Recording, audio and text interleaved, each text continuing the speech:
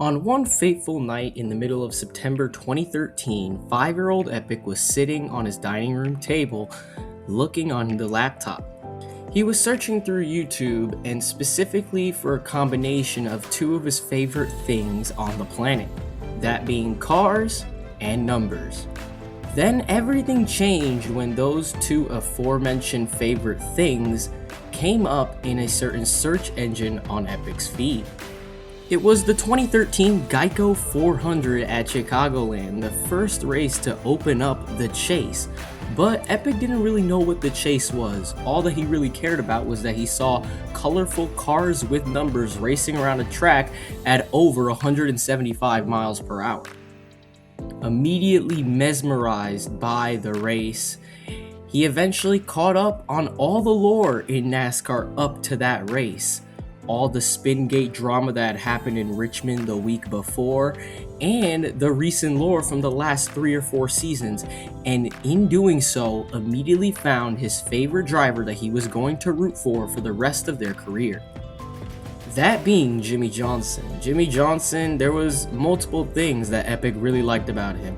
How dominant he was, reading the lore about how he used to win a bunch of championships. His car was navy blue, arguably my favorite color. And he had the number 8 in his number, and there was something in particular that just endeared me to him. How just stoic and respectful he was as a driver. It just made me, Epic. This was going to be Epic's favorite driver from now on. And that's what we're going to look at today, because when 5-year-old Epic found that 2013 Geico 400, Jimmie Johnson was among one of the biggest drivers and highest seeds in that year's chase.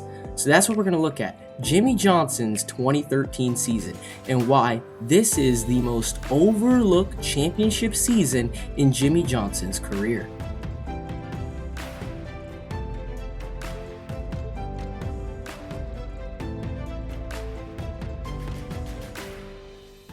Entering his 12th full season at the Cup Series level, Jimmie Johnson had a chip on his shoulder heading into 2013, as after it looked like he was going to be the most unlucky driver that wasn't going to win a championship across his first 4 seasons, he would go on a tear, winning the championship in 2006, 2007, 2008, 2009, and 2010. And afterward, he would have a championship hangover in 2011, where he only had 2 wins and fell to 6th in points after having a consistent regular season but an inconsistent chase.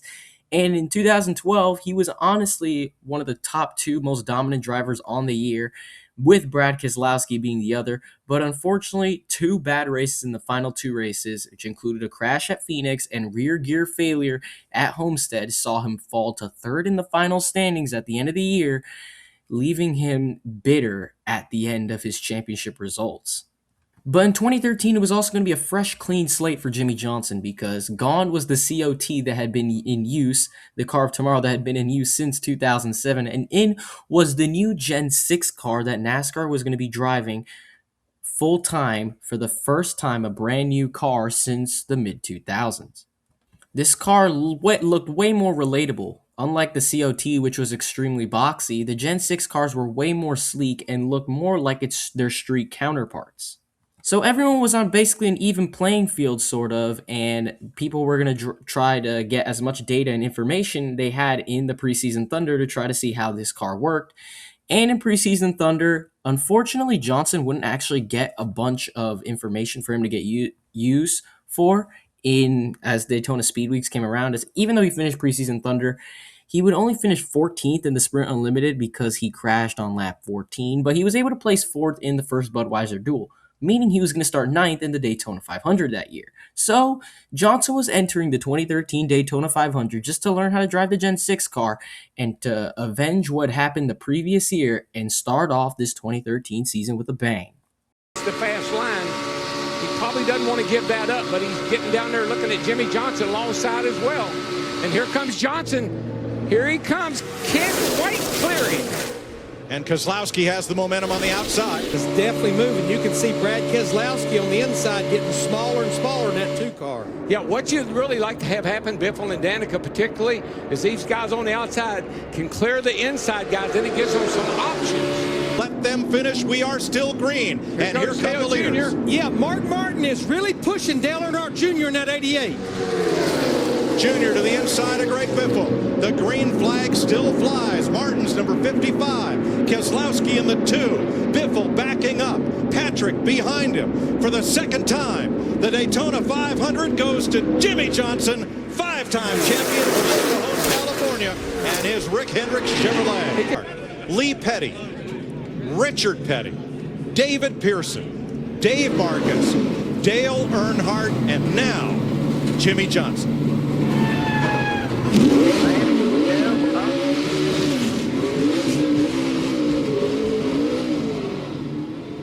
Jimmie Johnson, in his 400th career start, started the 2013 season with the best case scenario by winning the Daytona 500. And although this race was pretty much a big snoozer, he led 17 laps that race and went on to win for his second career Daytona 500 win.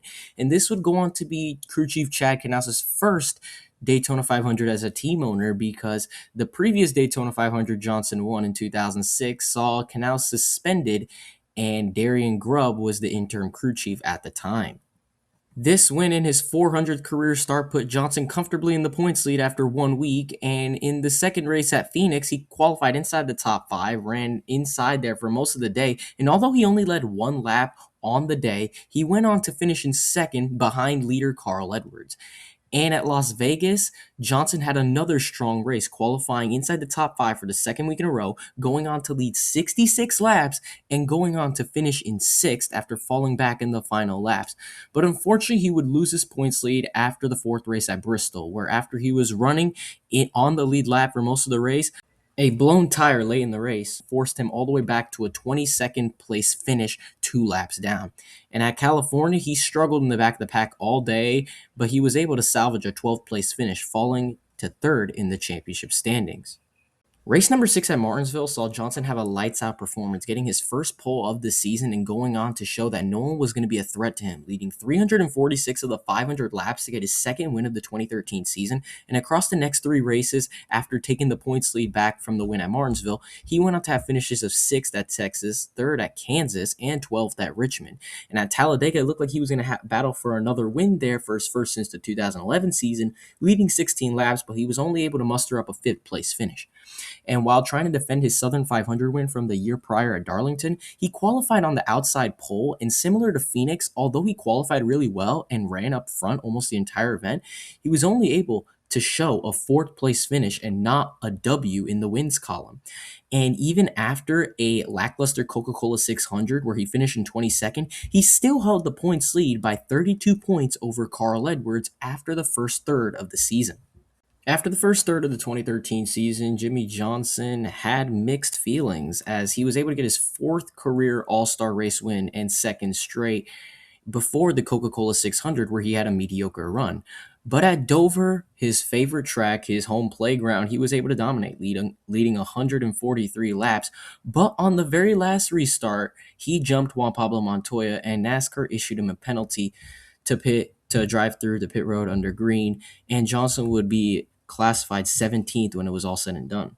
This was a very frustrating loss, but he was able to salvage it all back once they came to the next race at Pocono, getting his 2nd pole on the season. And what happened the first time he won the pole? Well, yeah, he won. And yeah, at Pocono, he was able to win, leading 128 laps. And again, just in dominant fashion, was able to win, get his 3rd win on the season, to get his first win at Pocono since he swept the 2 races there back in 2004.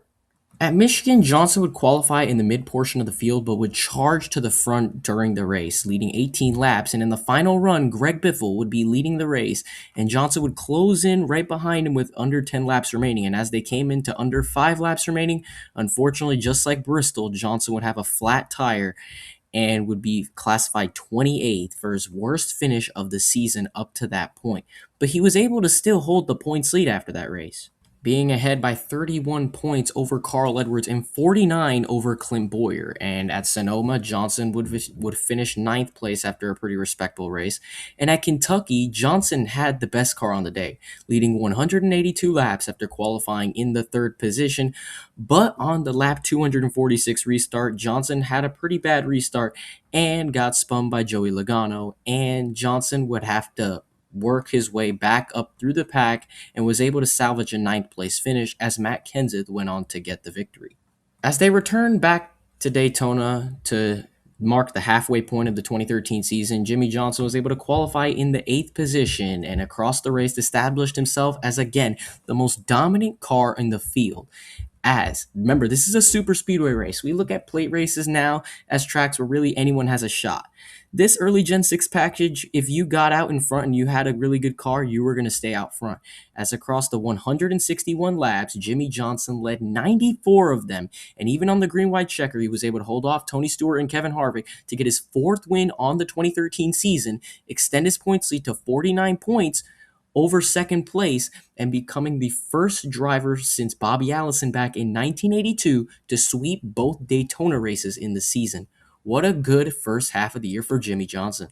The second half of the season for Johnson would open up after qualifying in second at New Hampshire, but after failing the pre-race inspection, he was forced to start all the way back in 43rd for the first time in his entire career. And so that meant for the entire race, it was going to be an uphill battle. And although he didn't lead any laps in the race, Johnson methodically worked his way through the pack and wound up strong with a 6th place finish, extending his points lead to well over a full race. The following race at the Brickyard saw Johnson just famously narrowly losing the pole to Ryan Newman, who set the track record at the track. And across the race, Johnson dominated, leading 73 of the 160 laps, but also famously, after the final pit stop, lost the lead to Ryan Newman, who went on to get his first win of the season, leaving Johnson to finish in second. Looking to go for a sweep in the next race at Pocono, Johnson was able to put his number 48 up front on the pole for the first time since the previous Pocono race, and it looked like he was going to have a strong day to possibly win again, as he would go on to lead the 43 of the first 80 laps, but he would actually cut a right front tire, and it knocked the spark plug loose, and his handling got absolutely busted. And throughout the day, he kind of spent it in recovery mode as just trying to fix the handling of the car, and he struggled in the back of the pack. But he was able to salvage a 13th place finish when it was all said and done. And at Watkins Glen the following race, he was able to salvage an 8th place finish. With just 4 races remaining until the chase, Johnson had a 75-point lead, which is almost 2 full races over second place Clint Bowyer, who hadn't gotten a single win yet the entire 2013 season after being the 2012 runner-up. So by this point, it looked like Johnson was basically locked into the chase, barring a catastrophic collapse. And even if it's a catastrophic collapse, he had such a huge gap over the cut line that he was basically guaranteed to make it in. And the following race at Michigan, Johnson would qualify 3rd, but he crashed in happy hour, and it forced him to back up car and to start all the way in the back. And he would run up to the lead through pit stop strategy. He would actually lose an engine on lap 55 for his first DNF on the season, finishing all the way back in 40th. He would lose a bunch of points, but he had such a big points lead, it didn't really seem to hurt him. The following race at Bristol, he had another poor race where he would fall 60 laps down, suffering from issues, and finish in 36th.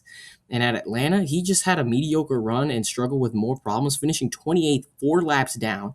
And at Richmond, he just struggled the entire race, but he had another mechanical failure and ended up causing a debris caution that put him laps down, and he finished in 40th. He led the points by 75 over Clint Bowyer after Michigan, but once that Richmond race ended, Carl Edwards, who was able to get his second win on the season, was able to take the points lead by just 1 over Jimmie Johnson to end the regular season. After that horrible stretch of 4 races, Johnson lost the regular season points lead, but luckily that was the cutoff for the chase, so all the points got reset. Because Johnson got 4 wins, he'd be awarded 2,012 points in the reseeding of the chase, tying him with Kyle Busch for second in points, just 3 points behind Matt Kenseth, who had 5 wins on the regular season, so he had 2,015 points. And as you see the chase grid here, just also take note that Jeff Gordon would be later added because of the NASCAR ruling due to Spingate happening, and there was actually 13 drivers in the chase. Below Johnson and Busch, Kevin Harvick and Carl Edwards each had 2 victories, so they had 2,006 points. Greg Biffle and Joey Logano each had a win, both of them winning at Michigan, while Casey Kane and Ryan Newman used the wildcard spots. Dale Jr., Kurt Busch, Jeff Gordon, who was later added, and Clint Bowyer were all in the chase on winless consistency. And just like that, we're back to the beginning of the video, where 5-year-old Epic is watching his very first NASCAR highlights ever in the 2013 Geico 400 to open up the 2013 chase. Johnson would start in 9th and would work his way to the front early on, and by the mid-lap 30s, he was taking the lead. And he led multiple laps for most of the early portion and looked like a strong competitor. He would end up fading toward the midsection of the race, but would still be running consistently in the top 5, where he would go on to finish in 5th and fall to 3rd in points, just 11 points behind Matt Kenseth and Kyle Busch, who was 3 points ahead of Johnson. All that competitive racing made Epic hooked on NASCAR for life as they entered New Hampshire, and little 5-year-old Epic vowed that he was going to watch the rest of this chase to hopefully see that driver he was going to root for win the championship. At New Hampshire, Johnson would qualify just outside the top 10, and he would go on to rally up toward the end of the race to finish all the way in 4th place. But yet he was still behind Matt Kenseth, who won the first 2 races of the chase, as Johnson still remained 3rd in points. But luckily, the next track on the schedule was probably his favorite, and that was Dover. Eager to avenge what had happened in the bittersweet loss and how he lost the spring Dover race on the restart violation, he qualified inside the top 10, took the lead early, and went on to lead 243 laps to get his first win of the chase and his 5th win of the 2013 season to move up to 2nd in points.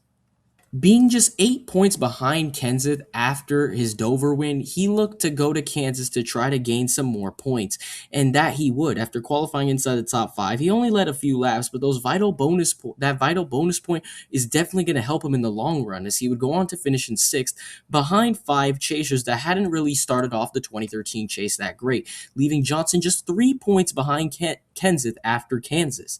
And at Charlotte, he would go on to have another amazing race, qualifying inside the top 5 and probably becoming the arguable dominant driver on the day, as he would go on to lead 130 laps to finish all the way up in the 4th position. And after that race, he was just 4 points behind Kenseth, as he had lost a point. But entering Talladega, this looked like the best possible shot that he either was going to drop in points or he was going to finally overpower Kenseth. Although Kenseth led a few laps to get a vital bonus point, Johnson was the one that really capitalized, leading 47 laps, having an even stronger performance compared to the spring Talladega race, and he looked like he was going to win in the final laps, but he would eventually fall back once the pack got around him and he would fade to the 13th position. But because Kenseth finished in 20th, this would allow Johnson to take the points lead by 4 for the first time in the chase and be the points leader for the first time since Atlanta. After winning the first 2 races of the chase and Kenseth seemingly stalling out, finally losing the points lead after Talladega, both him and Johnson looked to Martinsville as a race to try to put it away. As in the chaotic 17 caution flag event, both Johnson and Kenseth vied to show dominance on the field, Johnson leading well much of the very early portion before Kenseth just became dominant. Johnson went on to lead 123 laps, but Kenseth bested him with 202, and getting that vital extra bonus point for getting the most laps led looked to help Kenseth in the long run. As Jeff Gordon went on to win, Johnson was able to snag a 5th place finish, but with Kenseth finishing in 2nd, he was able to tie Johnson for the points lead after race number 6 of the chase. But at Texas, Johnson flexed his muscle, qualifying inside the top 3 and going on to lead early and leading 255 of the 334 laps to get his 6th win of the 2013 season and his 2nd win of the chase. Kenseth did lead 3 laps to get a vital bonus point, but he was only able to manage a 4th place finish, falling 7 points behind Johnson with just 2 races remaining. Johnson would put his number 48 Chevy on the pole at Phoenix, but decided that he was going to run conservative for the event because he didn't even lead any of the opening laps. But he was able to run strong the entire day inside the top 5 for most of the event, and even led a crucial lap to get a vital bonus point on lap 246. But unfortunately for the fans, the epic battle between Johnson and Kenseth looked to be fading, as Kenseth had been struggling all day, falling a lap down and going on to finish in a dismal 23rd place when he needed to perform his best.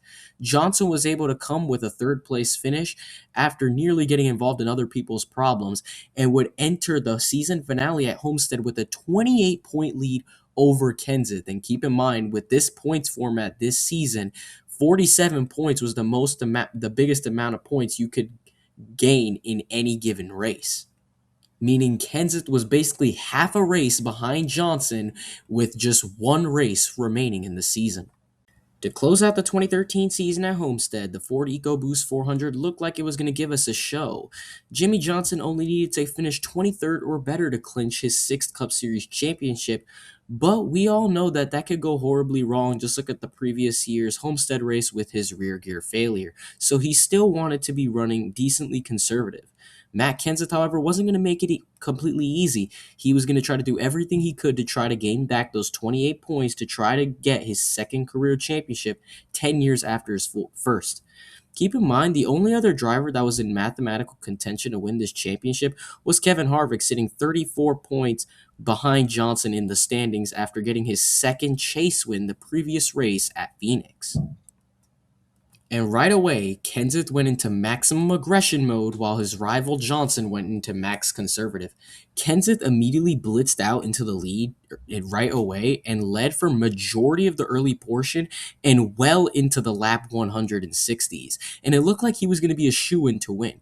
Now the question was Jimmie Johnson going to encounter some issues, or was he going to just be able to run conservatively all the way?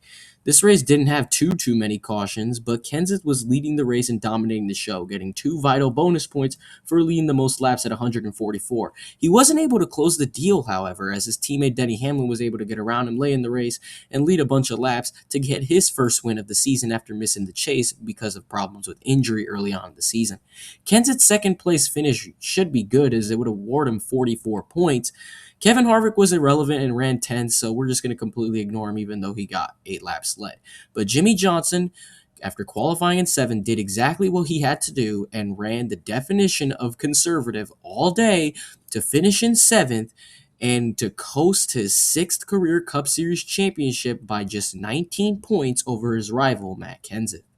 Final half lap with a win that just might set him on his stride heading into 2014 after a tough year this year. Yeah, very well could. What a great performance they've had here today. Dominated the second half of the race along with Dale Jr., held him off at the end. Checkered flag, career win 23, Denny Hamlin, your winner at Homestead Miami Speedway. Matt Kenseth will finish 2nd, and here he comes, champion for the 6th time, it's Jimmie Johnson. 2013. Yes! You guys. Jimmie Johnson's 2013 stats are this: 6 wins, 16 top 5s, 24 top 10s, 3 poles, just 15 laps shy of leading 2,000 laps, and having an average finish of 10.7. And he was also the most deserving driver in the standings, as he would actually win the regular season points overall if there was no chase by over 40. And you got to feel bad for Matt Kenseth having 7 wins in what was arguably his best season since his championship, just coming up just a little bit short. Had it not been for that race in Phoenix, who knows what could have been. Now, there are simply 2 reasons as to why I think this championship by Jimmie Johnson nobody really remembers or pays attention to. One of them is the fact that every single one of Jimmie Johnson's championships had some sort of insane memorable moment that Johnson had to get through to win the championship. In 2006, Johnson had the horrible first 4 races of the chase, but came back in the last 6 to get it done over Kenseth. In 2007, he fell to Jeff Gordon, who was having one of the best, most consistent seasons of all time, but he was able to win 4 races in a row, races 5, 6 through 9 in the chase to end up winning the championship. In 2008, he was able to hold off Carl Edwards, who got 9 wins that season to win his 3rd championship in a row. In 2009, Johnson held off a resurgent Mark Martin that came to Hendrick at age 50 and randomly popped off 5 wins, and Johnson was able to get his 4th consecutive championship. And in 2010, Johnson had to come from behind to beat Denny Hamlin, who had an incident in the middle of the race, and he was able to actually swap Hamlin to take the points lead and win the championship by just a few over Hamlin. And even when Johnson won a championship again, his 7th in 2016, a few years later, although that championship isn't like insanely legitimate because of how inconsistent he was that season, Johnson's main thing that he got obviously was that inconsistency. But everyone remembers because he was the worst championship 4 driver in that final race at Homestead, and he started all the way in the back. He had to work his way up and eventually got through everybody once the big crash happened and was able to hold off the final competitors for those final few laps to win his 7th championship. This season just didn't really have it. The battle with Kenseth was entertaining really until the Phoenix race, and the Phoenix race was just really bad for Kenseth. Had Kenseth performed better there, who knows, maybe we could have had a better battle till the finish. But Johnson was just so good the whole season, it felt like he was just going to win it anyway. This season just didn't feel as like climactic as his other 6 championships were, you know what I'm saying? The second and final reason as to why this championship is probably overlooked is because the 2013 Gen 6 package wasn't the greatest thing in the world. The first year with the new Gen 6 car, not many people knew how it was going to run on most of the tracks, so a lot of the races were generally pretty dull. I was rewatching some of these races myself. I guess 5-year-old me really didn't care because I just like watching cars go racing really fast. But those races were generally pretty dull with the package, and luckily they did fix it to some capacity in the coming years. But that definitely was another thing that had to deal with this championship being overlooked. But that is the review of the most overlooked championship in Jimmie Johnson's career in 2013, one of his most dominant seasons to get his 6th championship by getting 6 wins, 16 top 5s, 24 top 10s, leading nearly 2,000 laps and having an average finish of 10.7. I hope you guys like this video. Please like, please subscribe, and I'll see you in the next one.